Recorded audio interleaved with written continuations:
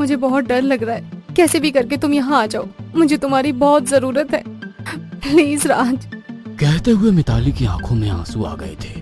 मिताली, तुम तो इतनी बहादुर हो, इस तरह की बातें कर रही हो।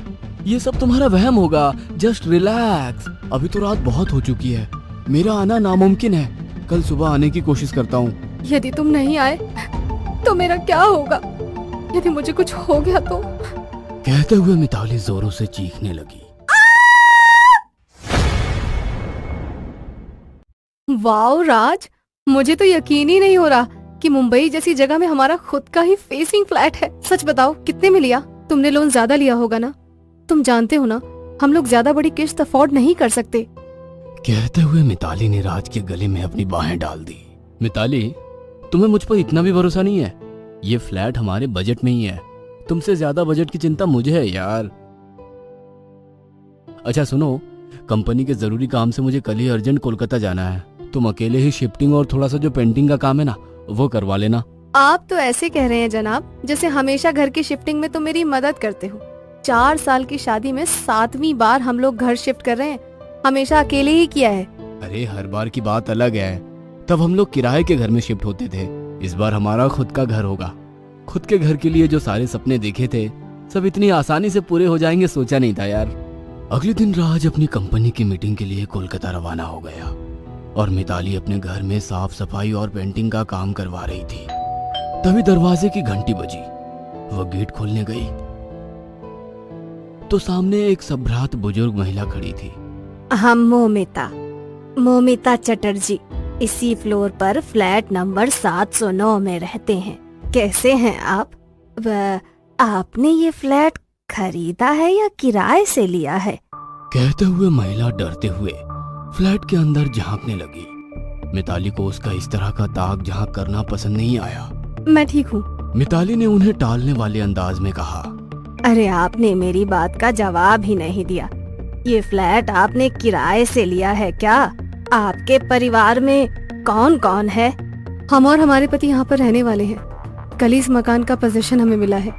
बहुत बड़ी गलती हो गई। ये फ्लैट श्रापित है। जितनी जल्दी हो सके यहाँ से चली जाओ। क्या बकवास कर रही हैं आप? अभी तक पड़ोसी होने के नाते आपकी बातें सुन रही थी, मगर मुझे इस तरह की बातें बिल्कुल पसंद नहीं है। तुम यंग जनरेशन की यही प्रॉब्लम है। तुम लोग किसी भी बात को सीरियस नहीं लेते, मगर अभी भी वक्त है। चले जाओ यहाँ से। अच्छी तरह से समझती हूँ आप लोगों की बातें। भूत प्रेत के नाम पर डरा कर घर पर कब्जा करना चाहते हो। यदि ये फ्लैट भूतिया है तो हम लोगों के बजाय आप लोगों को यहाँ से चले जाना चाहिए, क्योंकि मैं इस भूत से दोस्ती करने वाली हूँ। इंसान और भूत की दोस्ती शायद आपके लिए खतरनाक साबित हो। कहकर हंसते हुए दरवाजा बंद ही कर रही थी कि पेंटर और उसका साथी भागते हुए आए और बोले, दरवाजा मत लगाइए, हमें यहाँ से जाना है। जाना है मतलब? कहना क्या चाहते हैं? अभी तो काम पूरा का पूरा बाकी है। इस तरह अधूरा काम छोड़कर कहाँ जा रहे हैं? मैडम हमें जाने दो, और हो सके तो आप भी यहाँ से चले जाओ, यही आपके लिए बेहतर होगा। पेंटर और मोमिता के जाने के बाद मिताली सोचने लगी, एक ही बात को 2 अलग अलग लोग बोल रहे हैं। कहीं ऐसा तो नहीं कि इस बात में कोई सच्चाई हो? पड़ोसी तो हो सकता है फ्लैट पर कब्जा करने के लिए झूठ बोल रहा हो, मगर पेंटर, उसे क्या मतलब है? सोचते हुए मिताली ने तुरंत राज को फोन लगाया। मिताली, तुम 100 साल जियोगी। मैं अभी तुमको ही याद कर रहा था। सोच रहा था इस काम को खत्म करने में 2 से 3 दिन लग जाएगा। आज ही वो काम खत्म हो जाएगा। मीटिंग एकदम सक्सेसफुल रही है। हाँ, अभी तो कोई फ्लाइट नहीं है। मॉर्निंग की फ्लाइट से तुम्हारे पास आ जाऊंगा। 2 दिन घर सेट करने में तुम्हारी मदद कर दूंगा। राज, मुझे इस फ्लैट के बारे में तुमसे कुछ बात करनी थी। राज, हमें ये फ्लैट खाली करना ही होगा। अरे अभी घर में शिफ्ट नहीं हुई है और उसे खाली करने की बात कर रही हो? यहाँ कोई भी काम करने को तैयार नहीं है। पेंटर अचानक काम करते करते डर कर चले जाते हैं। बाई भी काम करने को तैयार नहीं है। आस पड़ोस के लोग भी इस फ्लैट को शापित मानते हैं। कहीं सच में ये फ्लैट शापित तो नहीं? वरना इतने सस्ते दाम पर इतना अच्छा फ्लैट नामुमकिन है। अरे तुम भी ना पता नहीं क्या क्या सोच रही हो। अरे इस फ्लैट के पुराने मालिक को अचानक पैसों की सख्त जरूरत थी, इसलिए उसने कम दाम में फ्लैट बेचकर अपनी जरूरत को पूरा किया है। मगर तुम बताओ, तुमने पेंटिंग का काम शुरू कर दिया था, मगर मुझे कलर तक नहीं बताया कौन सा कलर लगा रही हो। जरा फोटो तो शेयर करो। मिताली का ध्यान फ्लैट के शापित होने के बाद से हटाने के लिए राज ने बात को घुमा दिया। मिताली ने अपने फोन के जरिए व्हाट्सएप पर राज को दीवार की फोटो शेयर की। मगर दीवार के साथ साथ दीवार पर लगी एक घड़ी की तस्वीर भी चली गई, जो काफी पुराने समय की थी और लगभग आधे घंटे बाद का समय दिखा रही थी। मिताली, ये वॉल क्लॉक बहुत सुंदर लग रही है, कहाँ से ली? Wall clock? कौन सी वॉल क्लॉक की बात कर रहे हो? तुमने जिसकी अभी तस्वीर शेयर की। मिताली ने अपना व्हाट्सएप चेक किया तो दीवार पर एक वॉल क्लॉक नजर आई। उसने मोबाइल से नजर हटाकर दीवार पर देखा तो वहां कोई घड़ी नहीं थी। ये कैसे हो सकता है? और ये घड़ी तो आगे का समय बता रही है, कहीं कुछ गड़बड़ तो नहीं? तभी उसके मोबाइल पर एक मैसेज में फोटो आया। मैसेज अननोन नंबर से था। फोटो में कमरे के कोने की खिड़की के बाहर कोई खड़ा था। मिताली ने जैसे ही उस ओर देखा, वहां कोई नहीं था। अचानक उसके मोबाइल पर एक और फोटो आया, जिसमें वो बालकनी में खड़ी थी। बाहर से समुद्र की ठंडी ठंडी हवा उसके बालों को उड़ा रही थी।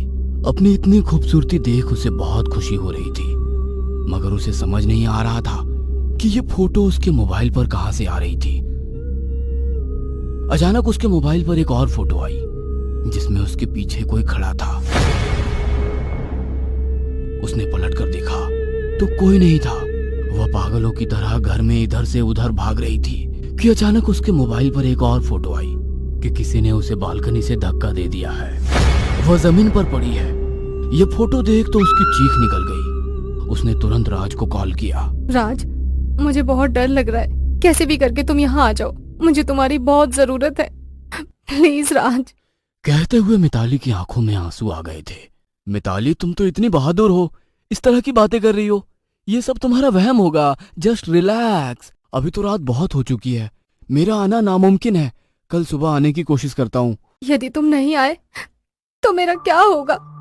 यदि मुझे कुछ हो गया तो? कहते हुए मिताली जोरों से चीखने लगी। मिताली, क्या हुआ? कुछ तो बोलो। राज, यहाँ पर सच में कुछ भी ठीक नहीं है, कुछ तो गड़बड़ है। मेरे मोबाइल पर एक के बाद एक फोटो आ रहे हैं। अभी तक तो मैं ये मजाक समझ रही थी, मगर अभी मैंने खिड़की के पास किसी को खड़ा देखा। कहीं ये सारी फोटो सच हो गई तो? मिताली, व्हाट रबिश, कुछ भी बकवास मत करो यार, ये कोइंसिडेंस होगा। आंखों देखी सच्चाई को कोइंसिडेंस का नाम देकर सच्चाई से मत भागो। दीवार पर घड़ी नहीं थी, मगर घड़ी फोटो में नजर आ रही थी। आधे घंटे पहले एक फोटो आया जिसमें कोई शख्स खिड़की के पास खड़ा था। मैंने उसे अब महसूस किया है। इसका मतलब इस घर में मेरे अलावा भी कोई है। राज, मुझे आकर बचा लो। कहीं कहीं ऐसा ना हो कि आखिरी फोटो भी सच साबित हो जाए। मिताली, तुम घबराओ मत, जितनी जल्दी हो सके वहां से निकल जाओ। इतनी रात को कहाँ जाऊंगी? अरे अड़ोस पड़ोस कहीं भी चले जाओ, मगर ये घर छोड़ दो। मिताली राज की बात मानकर घर से निकलने की कोशिश करती है, मगर घर का लॉक नहीं खुल रहा था। वह बार बार कोशिश कर रही थी, मगर नाकाम हो रही थी। अचानक उसके सामने एक साया नजर आया। वो साये से डरकर पीछे की ओर हटने लगी। कौन हो तुम? क्या चाहते हो? छोड़ दो मुझे, मैं खुद ही ये घर छोड़कर चली जाऊंगी। मगर वो काला साया धीरे धीरे उसकी ओर बढ़ने लगा। मिताली डरकर बालकनी में आकर खड़ी हो गई। बालकनी में आकर उसे ऐसा लगा मानो उसकी सारी परेशानियां खत्म हो गई। समुद्र से आ रही ठंडी ठंडी हवा उसके चेहरे को सुकून दे रही थी। वह एक पल को सब कुछ भूलकर समुद्र की ओर देखने लगी। अचानक वो साया उसके करीब आकर खड़ा हो गया। मिताली को अपना अंत नजदीक नजर आ रहा था, क्योंकि उसकी मौत की भविष्यवाणी बालकनी से गिरकर ही हुई थी। मिताली ने वापस घर के अंदर जाने की कोशिश की तो वो साया जोरों से हंसने लगा। किसी के घर में बिना इजाजत के नहीं घुसते हैं। यह घर मेरा है, बिना मेरी इजाजत के क्यों आई हो? आपका घर?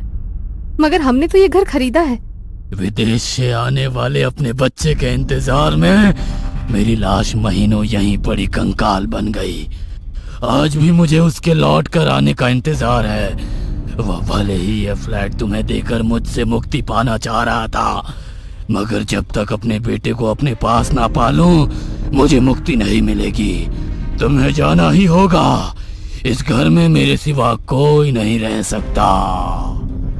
कहकर उस साये ने मिताली को बालकनी से धक्का दे दिया।